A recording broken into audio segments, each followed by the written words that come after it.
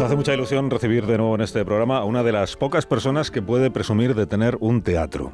Y no uno cualquiera, porque están haciendo los mejores musicales que se han producido en España en estos últimos años. Lo que esta persona, que es nuestro invitado y cuyo nombre no estoy autorizado a facilitar, lo que él aún no sabe es que en Los Demás de Uno también tenemos nuestro propio teatro, que es el Teatro Luis del Olmo, donde cada miércoles hacemos una hora de ficción, de radioficción. Y te voy a enseñar el teatro invitado, cuyo nombre no puedo dar todavía. No hace falta que te levantes porque es un teatro imaginario. Okay. Entonces es muy cómodo porque no hay que... Basta con escuchar el sonido de la puerta al abrirse y ya estamos entrando en el patio de butacas. Fíjate qué fácil es entrar a este teatro. Y hemos querido aprovechar que tenemos este escenario para representar un musical sobre la vida de nuestro invitado. Sí, lo hemos querido necesario porque tu vida tiene mucho de musical y porque tu vida, al fin y al cabo, pues es el teatro. Esta es la primera escena. Estamos en el año 1967. En una terraza de un cuarto piso, sin ascensor, de la calle Sebastián Subirón 22, en Málaga. Y ahí estás tú, con 7 años, y con tu hermano más pequeño. Estáis ahí jugando al fútbol con un garbanzo y se chuta con las chapas, que son las mismas chapas que recogen en los bares y que llenan estos niños de cera para que chorreen bien por el suelo. Buena idea. Y les ponen las caras de los futbolistas más famosos, como Rubén Ayala. ¡Gol de Langlover! Y esta podría ser una de las primeras veces que canta nuestro protagonista, aunque sea un gol. Aquí Ayala pues no juega en el Atleti, sino en el Anglover, que es el equipo que se ha inventado nuestro niño protagonista. Ya les hemos contado alguna vez en este programa que era un niño muy peliculero, muy novelero, ¿no? Pasan las horas y de repente en esta misma terraza vemos al tío Pepe con una guitarra. Al tío Pepe le gusta tocar y componer con la guitarra, aunque no es muy de hacerlo en público. La música y los versos a él le nacen más bien a puerta cerrada, pero su hermana Ana le convence, con ayuda de un vinito seguramente y un poco de queso, para que enseñe al niño a rascar la guitarra. Y las primeras notas de este musical podrían ser las de aquellas clases de solfeo con las que nuestro protagonista aprendió a tocar la guitarra española. Repite conmigo, Antonio. Do, re, coloca bien ese dedo. Estamos ya en la siguiente escena. Este es el año 1977 y nuestro protagonista, que ya está crecidito, está empezando el sueño de su vida, que al final no ha tenido que ver ni con el balón ni con la guitarra. Él quiere ser actor de teatro profesional. A él le gustaría hacer de Jesús en un musical que se llama Godspell, que vio hace un par de años en el Teatro Cervantes de Málaga. Se deja el pelo bien largo. Lo más cerca que ha conseguido por el momento de conseguir sus sueños es interpretar a Pedro en la adaptación de Jesucristo Superstar que han hecho en el Colegio Los Olivos. Y por eso la segunda canción de este musical pues está clara. Va a sonar en playback, con permiso, que es como la tuvieron que hacer con el permiso de Camilo VI. Te has confundido, yo no me conozco, no sé ni quién es, jamás le vi, nunca fui con él, ¡no le conozco!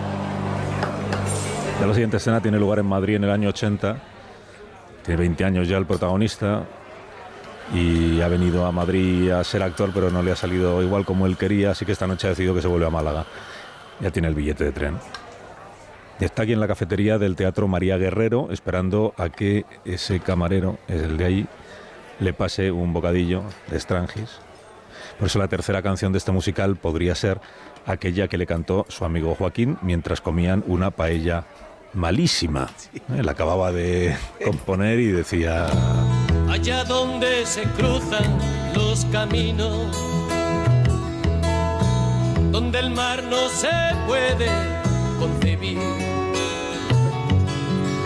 donde regresa siempre el fugitivo, pongamos que hablo de Madrid.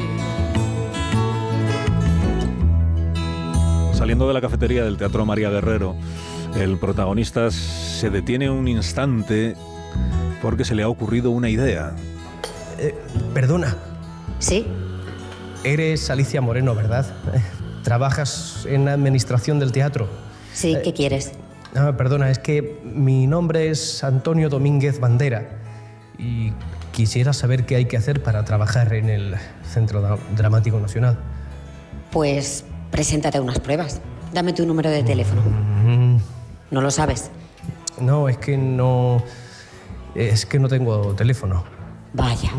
No, espera, me sé uno, sí. Tengo el de una amiga de Málaga que está viviendo aquí, en Madrid. Vale, pues permanece atento, que te llamarán. Nuestro protagonista vive en casa de un uruguayo, amigo de un novio de una amiga de Málaga. Concretamente en la calle Matilde 10, número 30, primero B, y duerme en un sofá con un muelle en medio. Y está hecho al muelle, claro. Tanto que cuando consiga dormir en una cama normal, pues seguirá encogido para esquivar el muelle, aunque no haya muelle. Y un día, la amiga de Málaga, la del número de teléfono, llama al telefonillo de esa casa. Antonio, que te están llamando para la prueba, que dicen que vayas corriendo. Y la respuesta a esas pruebas llegará un mes después y ahí comenzará una nueva vida para el protagonista de este musical. Y vendrán muchos más escenarios y muchas más canciones. Aunque al final las chapas, la guitarra de su tío Pepe, el muelle del sofá, pues al final vuelve el protagonista siempre pues a esas pequeñas cosas que le hicieron ser quien hoy es. Incluido aquel musical que vio con 14 años y que se llama Godspell. Prepara el camino al Señor.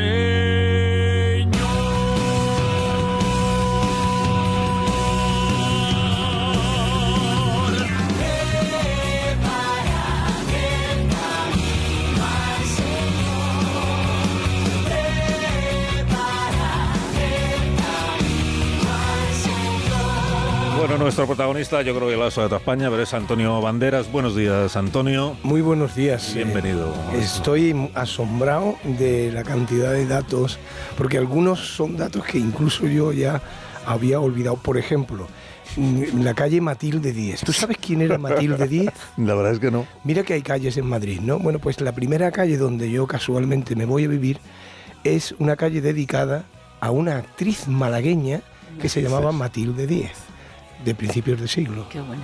Pero a ver si es que pusieron el nombre de la calle sabiendo que ibas tú a... ¿Qué va? Yo entonces no recibía esos honores en absoluto. Casualidad, ¿no? Sí, una casualidad increíble, ¿no? Pero sí, no, hay muchas de esas cosas que... Mi tío, que era un gran guitarrista, pero es que además llegó a conocer a Andrés Segovia, que le decía, pero usted ¿por qué no toca en directo? Él se metía en un cuarto y se encerraba con llaves.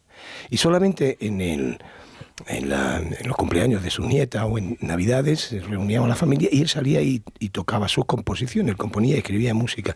Y pasó una cosa muy interesante, y es que conoció a Federico García Lorca en Bobadilla. Y Federico García Lorca se quedó prendado de cómo tocaba la guitarra.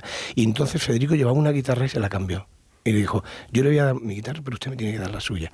Y esa guitarra de Federico, mi familia, la dio a la Peña Juan Breva en Málaga, y allí está expuesta. Esa que le dio Federico García Lorca a mi tío Pepe. Era hermano de mi madre. Mi madre era... eso te va a asombrar también. Mi madre era la menor de 16 hermanos y hermanas. No. Sí. No había televisión y aquello era, bueno... Mi abuela... estuvo preñada prácticamente toda su vida.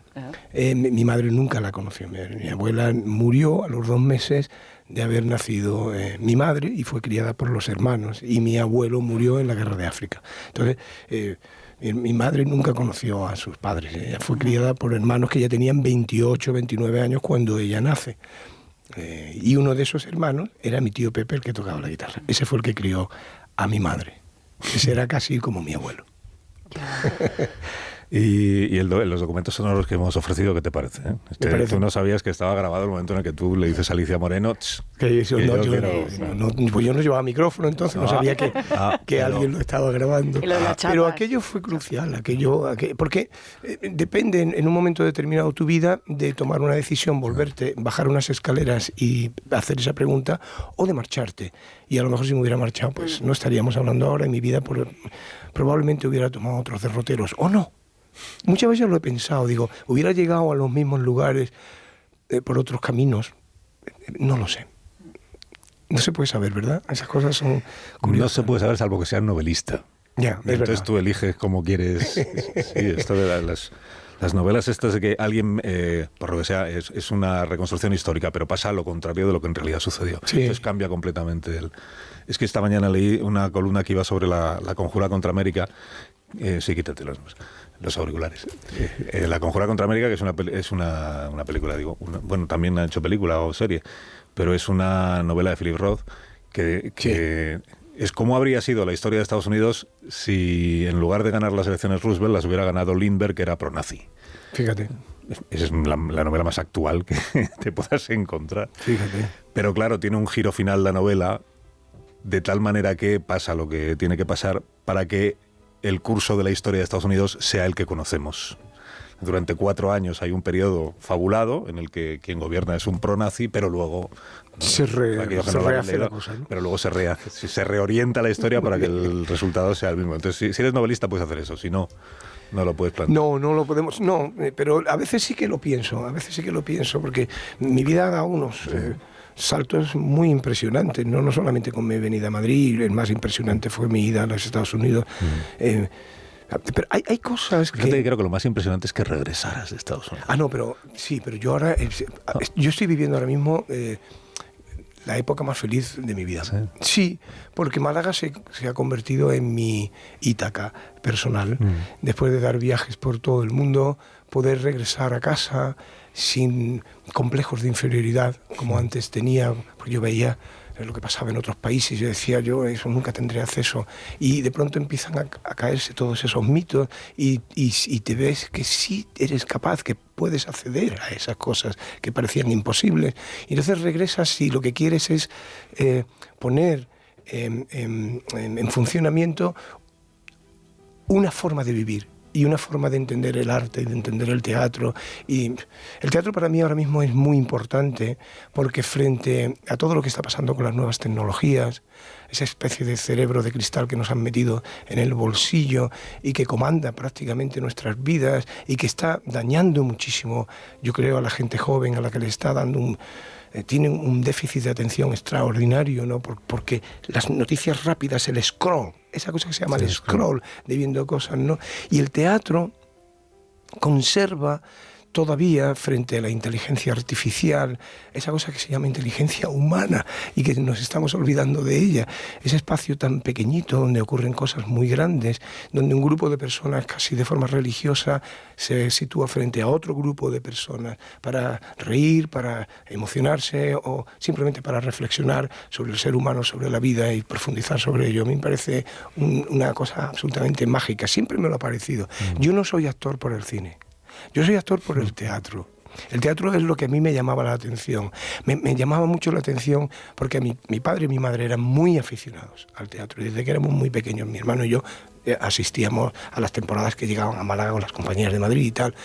Y a mí me llamaba mucho la atención la capacidad que tenían los actores muy mayores para seguir jugando, para seguir creyéndose los personajes. Y decía, mira ese señor tan mayor, Guillermo Marín, todos estos actores grandes, Bódalo, al que hemos comentado anteriormente, y que están ahí en el escenario haciéndonos creer una fantasía maravillosa, ¿no? Oye, ese era como un espejo que yo quería saltar al otro lado, una especie de Alicia en el País de las Maravillas, ¿no? Pero era un mundo mágico, absolutamente mágico, sigue siéndolo. Sigue siendo un mundo mágico para mí. Sí, es que el cine y el teatro, en este mundo en el que estamos ahora, que dices tú del scroll, que todo tiene que ser corto, inmediato, llamativo, sorprendente. Peligro. El cine y el teatro te obligan a hacer una pausa en esa vida, te metes en un local y durante 2 horas todo lo que pase afuera no existe. Claro. El cine, lo que ocurre es que lo que estás viendo en realidad ya se hizo y te lo están proyectando, pero no está pasando en ese momento. No. Pero el teatro es eso, para la vida, te metes en un local, todo lo que pasa en ese momento fuera no lo conoces ni quieres, a ser posible apagas el teléfono móvil. A ser posible. Y durante 2 horas tienes que atender a lo que está pasando allí y están haciendo personas de verdad que están delante de ti a unos metros, ¿no? Y eso es magia. Es muy importante decirle a la gente joven que ha de ser paciente. Eso es esa virtud que se está perdiendo, pero es importantísima la paciencia frente a la obra de arte, porque hay premio. Hay premio al final. En la lectura de un libro hay premio. Yo siempre les digo, leer 5 páginas al día, no más, 5 páginas de Don Quijote, ¿vale? Vamos a empezar poquito a poco y te va a ir creando interés, pero hay premio porque al final de la obra de arte, incluso el estímulo que representa para la curiosidad, ¿no? Y esa paciencia que te va a llevar a lugares que el scroll del teléfono no te lo va a dar, no te lo va a dar. Y ese es algo que quedará como un pozo. Y al final de todo eso está la creación de una personalidad fuerte. Y esa personalidad fuerte va a permitirte que no seas manipulado. Ese es el gran secreto de la obra artística, el tener la personalidad suficiente como plantarte frente al mundo sin el peligro a ser manipulado. Pues en términos políticos, imagínate la importancia que tiene, enorme. Otro día te vienes y hablamos de política. Sí. Bueno, de política. Otro día. Otro año. Que a mí a esta hora me da pereza hablar de... Tengo que hablar tanto en las primeras horas del programa que cuando llego a esta hora tengo una pereza terrible. Pero es verdad que tiene mucho que ver con esto de por qué se ha convertido en tan fácil el mover gente para un lado o para otro, siendo la misma gente y teniendo, se supone, ideas propias, ¿no? Como hoy te puedo decir que lo correcto es esto que tengo a la derecha y mañana te digo que no, que era esto, y van y te siguen. Y dices, ¿por qué no se lo plantean un poco? Pero el veneno más importante, yo creo, el veneno más tóxico de nuestro tiempo es la ignorancia, sin duda. Por eso tenemos que trabajar también los que nos dedicamos al arte, a pensar que podemos hacer algo por la sociedad. Y todavía no hemos hablado de gospel. Vamos a hablar un poco de gospel, hombre, venga, vamos a hablar un poco de gospel. Está en el Teatro Pavón de Madrid hasta el 1 de marzo. Sí, bueno, ahora estamos pensando en la posibilidad de aplazar porque hemos tenido una respuesta. Llenáis todos los días. Estamos llenando, sí. Claro. Pusimos el cartel de No hay localidades el sábado. Estamos muy contentos, la respuesta está siendo extraordinaria, entonces estoy muy contento. Sí. Lo que pasa es que te voy a explicar una cosa rápida. ¿Cuál? Nosotros somos una empresa muy rara. El Teatro de los Ojos es una empresa privada, no tenemos ningún tipo de ayuda pública, no la queremos. Trabajamos privado, con inversores privados, sponsors, y sin ánimo de lucro, que es la rareza de nuestra compañía. Nosotros hacemos teatro porque nos gusta hacer teatro como creemos que se debe hacer. Para mí el mayor éxito y la mayor felicidad que tengo es poder en estos momentos de mi vida hacer lo que quiero hacer, con quien quiero hacerlo, de la manera que creo que debo de hacerlo. Y eso es gospel. Es un espectáculo donde no admito las pregrabaciones. El teatro en directo musical tiene que ser en directo, puro y duro. Si hay un trombón, es un trombón. Si es una guitarra, es una guitarra. Un violín, es un violín. No hay truco. Esto es lo que hay. Y los actores cantan, tanto con los coros como individualmente, en absoluto directo todos los días. Y eso la gente al final termina apreciándolo, porque no es normal, no es común. Especialmente, por ejemplo, en Gypsy o en Company, donde llevaba 26 músicos en escena y 35 actores con 40 técnicos. Claro. Por eso sin ánimo de lucro, claro. Para pagar todo. Es que es imposible. Aunque yo llenase el teatro todos los días, no podía... Claro, pero como todo es de verdad, como todo es en directo, como no hay nada pregrabado, las primeras veces que hacéis la función, el espectáculo, pues pasarán cosas, ¿no? Habrá fallos. Hay fallos, hay de todo. Claro, pasa. En que se olvida el texto, la letra. No sé. Pero son cosas que tú sabes que pasan, no que sepa el espectador que están ocurriendo. Generalmente el espectador no se da cuenta de esas cosas, pero hay veces que sí. Suele ocurrir en los primeros días de representaciones hasta que tanto técnicos como actores encuentran la horma del zapato. Y a partir de ahí los fallos son mínimos. Son mínimos. El sábado, por ejemplo, ¿qué fallo hubo? El sábado no tuvimos prácticamente ningún fallo, pero el día del estreno sí hubo un acople de micrófono. Uy. ¿Sabes? Sí. Tú date cuenta que tengo a 10 actores micrófonos, no podemos permitirnos el hecho de tener monitores para que ellos se escuchen. Los actores en el escenario prácticamente no se escuchan, se tienen que afinar con un piano que a lo mejor está sonando muy lejos. Es muy complicado. Entonces, al subirles un poquito la escucha, se pueden producir esos acoples. Pero no pasa nada, porque en esos casos hay que decir que es premeditado. Sí, que es un mensaje, o sea, tiene un sentido que después yo no se lo he encontrado, pues es tu problema. No, son los problemas del directo puro y duro, ¿no? Pero cuando lleváis, o sea, ¿cuántas funciones tenéis que hacer hasta que tú ya estás tranquilo? Pues 10 Sí, 15. probablemente una semana Pues ya no es vas nada. bien, pero ya en esta semana hemos tenido funciones maravillosas y la función maravillosa es la que te mete más público. Ese es realmente el boca a oreja o el boca a boca, como se dice, es lo que realmente mete a público. Gospel es una obra muy especial. ¿Cómo llegas a esta versión de gospel? Hemos contado que tú cuando eras chiquitajo, bueno, ya jovencito, estabas enamorado de la función, Sí. y soñabas con ser Jesús o quien fuera.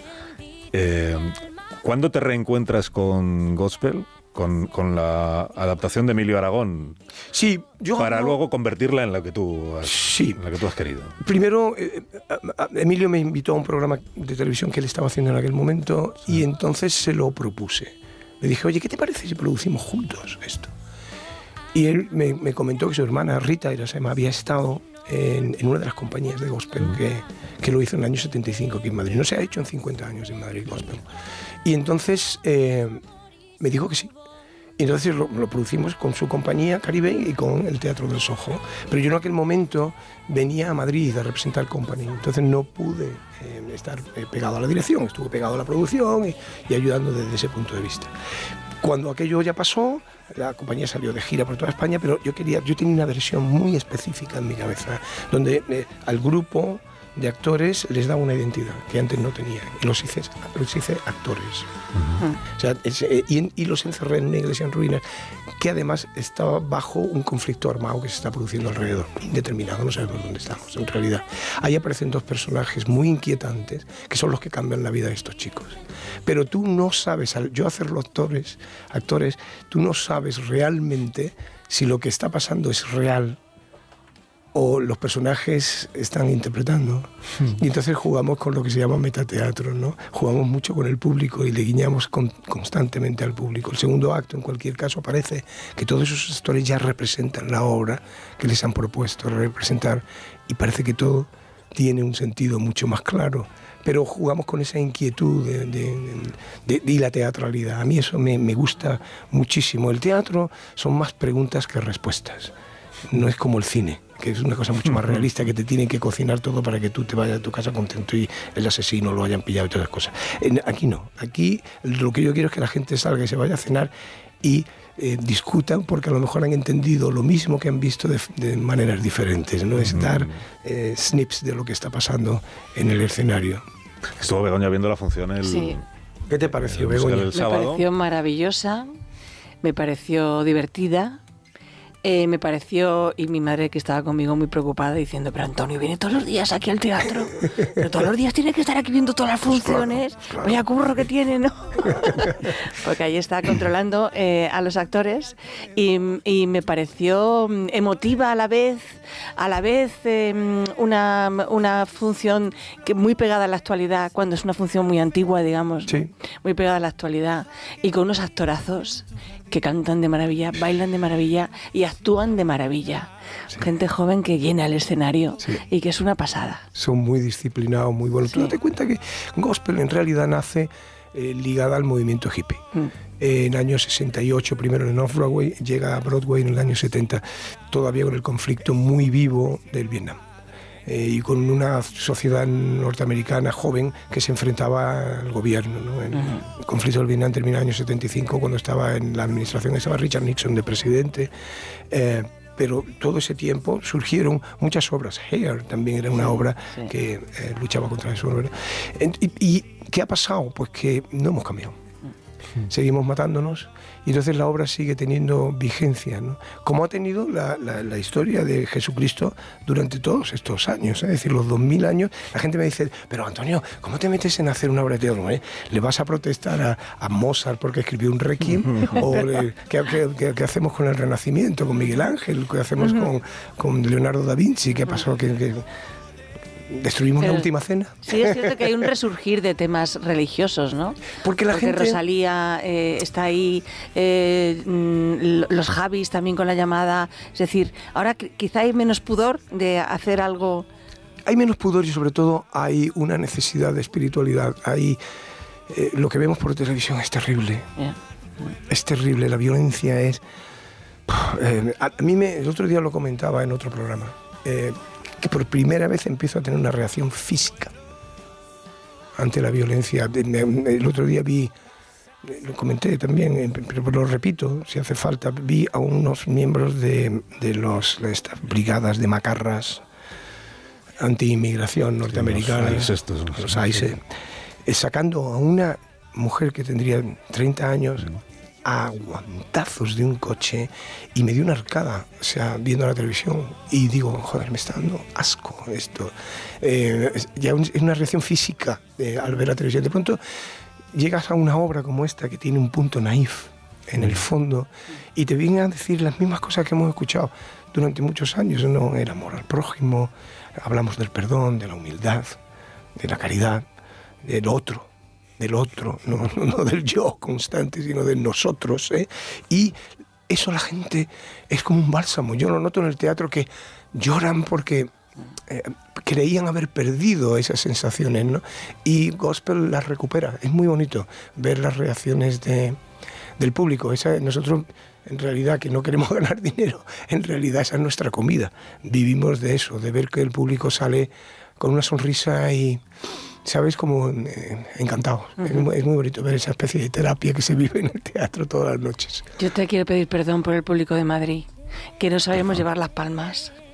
Es verdad, eso es verdad. Es que hay un momento que les invitamos a que toquen las palmas con nosotros, pero como no que sabemos llevar las palmas. Bueno, igual erais los del sábado. No, perdona. Pero lo intentan, y eso ya es importante. Vamos, sí. A la Madrid decía, venga Madrid, que no sabes llevar las palmas. Esto en Málaga no pasa. No, en Málaga era todo el teatro. Pero lo intentan, le ponen mucho. Lo intentamos. Sí, sí. Dales 4 o 5 meses más y ostras, y hay que hacer un previo de aprendizaje, porque si no... Lo tienen. Bueno, Antonio Banderas, gracias por este rato de conversación, como siempre. Por invitarme. Muchas gracias. Cuando tú quieras ya sabes dónde estamos. Muy bien. Puedes volver. En el Pavón, de momento hasta el día 1 de marzo, pero va... Sí, creo que vamos a prorrogar un poquito continuar. Más. Sí. A continuar, Gospel. Gracias, Antonio. A ti. En 18 minutos...